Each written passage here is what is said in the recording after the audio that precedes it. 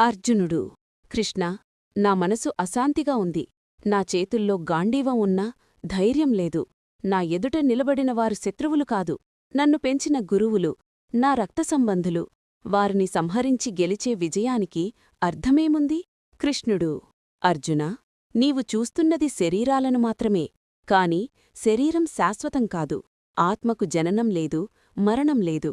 నీ భయం కరుణలా కనిపిస్తున్నా అది నీ కర్తవ్యాన్ని మరిచిపోవడం వల్ల పుట్టింది. అర్జునుడు. కాని ప్రభూ, ఈ యుద్ధం వల్ల నాశనం తప్ప మరేమీ జరగదనిపిస్తోంది. కుటుంబాలు చీలిపోతాయి, ధర్మం నశిస్తుంది. అలాంటి యుద్ధంలో పాల్గొనడం పాపం కాదా? ధర్మం నశించేది యుద్ధం వల్ల కాదు అర్జునా. ధర్మాన్ని కాపాడేవారు మౌనం వహించినప్పుడు నశిస్తుంది. అన్యాయాన్ని చూస్తూ నిలబడడం కూడా పాపమే. నీ యుద్ధం అధికారం కోసం కాదు, న్యాయం కోసం. అర్జునుడు.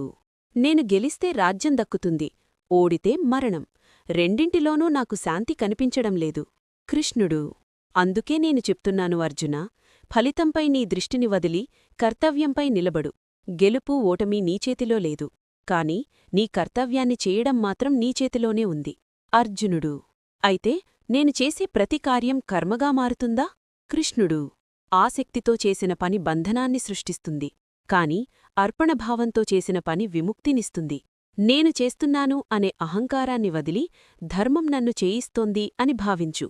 అర్జునుడు. ప్రభూ, నా బుద్ధి ఇంకా సందేహాలతో నిండిపోయింది. సరైన మార్గమేదో స్పష్టంగా చెప్పు. కృష్ణుడు. నీ స్వధర్మాన్ని నెరవేర్చడమే సరైన మార్గం. ఇతరుల